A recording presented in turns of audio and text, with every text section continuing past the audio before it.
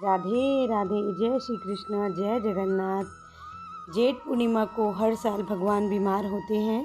हिंदू धर्म में पूर्णिमा तिथि का विशेष महत्व होता है और सबसे महत्वपूर्ण जेठ पूर्णिमा को मनाते हैं, क्योंकि इसे भगवान जगन्नाथ जी को 108 घड़ों के शीतल जल से स्नान कराया जाता है।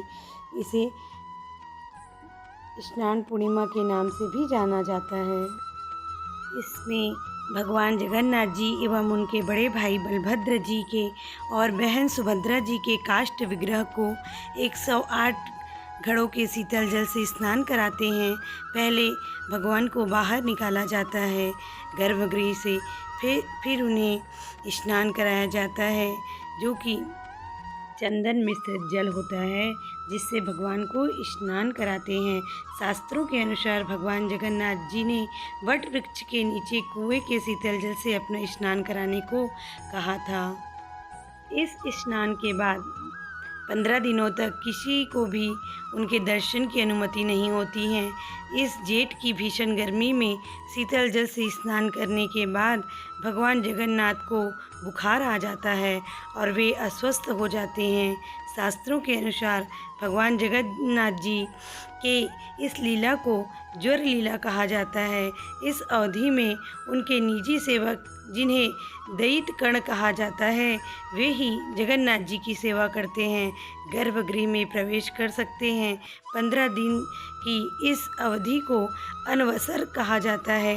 अनवसर की इस काल में भगवान जगन्नाथ जी को उनके स्वस्थ होने के लिए जड़ी बूटी, काढ़ा, फल और फलों के रस भोग लगाए जाते हैं। इसके बाद भगवान पूरी तरह स्वस्थ हो जाते हैं। 15 दिन बीत जाते हैं, तब भगवान जगन्नाथ जी अपने भक्तों को दर्शन देने के लिए रथ पर सवार हो पूरी धाम का भ्रमण करते हैं, जिसे सुप्रसिद्ध रथ यात्रा कहते हैं।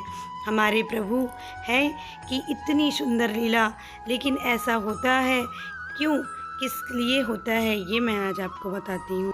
कहते हैं इसके पीछे कोई कथा होगी, तो आज मैं उस सुंदर कथा को ज़रूर आपको बताऊंगी। भगवान के भक्तों की जो कथा होती है उसे बड़े भाव से सुना कीजिए, तभी भगवान की कृपा प्राप्त होती है और आपको कथा का पूरा आनंद मिल पाएगा। कथा के अनुसार भगवान के एक भक्त माधव दास जी अकेले रहते थे। संसार से इनका कोई लेना देना नहीं था। अकेले बैठे बैठे भजन किया करते थे। नित्य प्रति भगवान जगन्नाथ जी का ही ध्यान किया करते थे और उन्हें ही अपना सखा मानते थे और उनके साथ खेलते भी थे। प्रभु भी उनके साथ अनेक प्रकार की लीलाएं करते थे। इनको चोरी करना भी सिखाते थे। एक बार माधव दास जी को अतिसार का रोग हो गया। वे अति दुर्बल हो गए। वे इतने दुर्बल हो गए कि उठ बैठ भी नहीं सकते थे, लेकिन जब तक उनसे बना वे अपना काम स्वयं करते थे, किसी की सहायता भी नहीं लेते थे। कोई कहे महाराज जी हम आपकी सहायता करना चाहते हैं, तो कहते मेरे केवल एक जगन्नाथ जी ही हैं, वे ही मेरी रक्षा करेंगे। ऐसी दशा के कारण उनका रोग और बढ़ता चला गया और वे उठने बैठने में असमर्थ होने लगे। माधव दास जी का रोग इतना बढ़ गया था कि उन्हें पता भी नहीं चलता था कि कब मलमूत्र त्याग देते थे। उनके वस्त्र व उनका शरीर खराब हो जाता था। उनके शरीर से दुर्गंध आने लगती थी। तब श्री जगन्नाथ जी खुद उनके सेवक बनकर उनके घर सेवा करने पहुंच गए और माधव दास जी को कहा कि हम आपकी सेवा कर दें। महाराज, अपने प्रिय भक्तों के लिए प्रभु क्या क्या नहीं करते। माधव दास जी के खराब हुए कपड़ों को भगवान अपने हाथों से साफ किया करते थे और उनके पूरे शरीर को साफ किया करते थे और उन्हें स्वच्छ करते थे। इतनी सेवा कोई अपना भी नहीं कर सकता था जितनी प्रभु करते हैं। जब माधव दास जी को होश आया तब वे प्रभु को तत्काल पहचान लिए कि ये तो मेरे प्रभु ही हैं। एक दिन श्री माधव दास जी ने पूछ लिया, प्रभु आप तो त्रिभुवन के स्वामी हो, आप मेरी सेवा कर रहे हो, आप चाहते तो मेरा ये रोग दूर भी तो कर सकते थे, रोग दूर कर देते तो ये सेवा ना करनी पड़ती आपको। इस पर ठाकुर जी ने कहा, देखो माधव दास, मुझसे भक्तों का कष्ट सहा नहीं जाता, इसलिए तुम्हारी सेवा मैंने ग्रहण की, लेकिन जो प्रारब्ध होता है, जो भाग्य का होता है, उसे तो भोगना ही पड़ता है। अगर उसे काटोगे नहीं तो फिर अगला जन्म लेना होगा, और मैं नहीं चाहता कि मेरे भक्तों को प्रारब्ध के कारण अगला जन्म दुख भोगने के लिए लेना पड़े। इसलिए मैंने स्वयं तुम्हारी सेवा की, लेकिन तुम कहते हो तो भक्त की बातों को टाल भी नहीं सकता।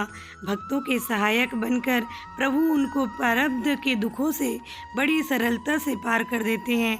अब तुम्हारे प्रारब्ध में ये 15 दिन का रोग और बचा है, इसलिए अब ये 15 दिन का रोग तुम मुझे दे दो। रोग जगन्नाथ जी ने माधव दास जी से ले लिया, इसलिए आज भी भगवान जगन्नाथ जी रोगी होते हैं। ये कोई कहानी नहीं है, ये पूर्ण रूप से प्रमाणित सत्य है।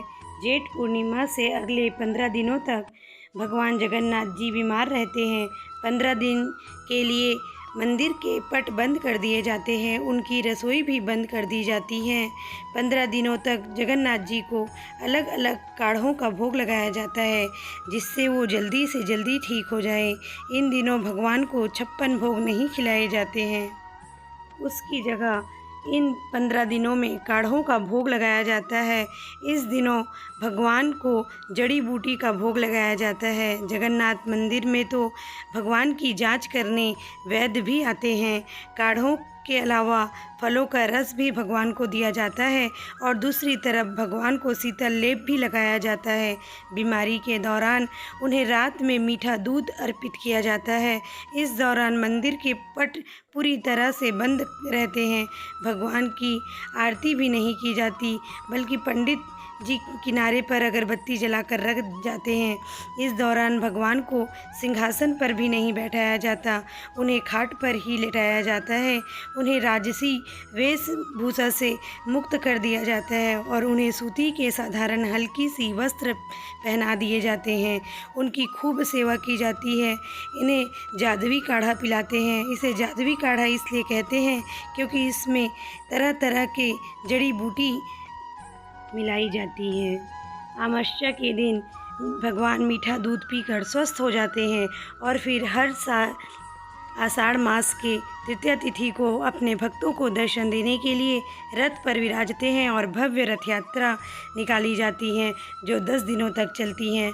आप सभी को आशा करती हूँ यह जानकारी पूर्ण वीडियो अच्छी लगी होगी, और धार्मिक ऐसे ही वीडियो देखने के लिए मेरे चैनल को सब्सक्राइब कीजिए, लाइक कीजिए, और कमेंट करके बताइए कि अगले कौन से वीडियो मैं आपके लिए बना करके लेकर आऊँ। धन्यवाद। राधे राधे। जय जगन्नाथ।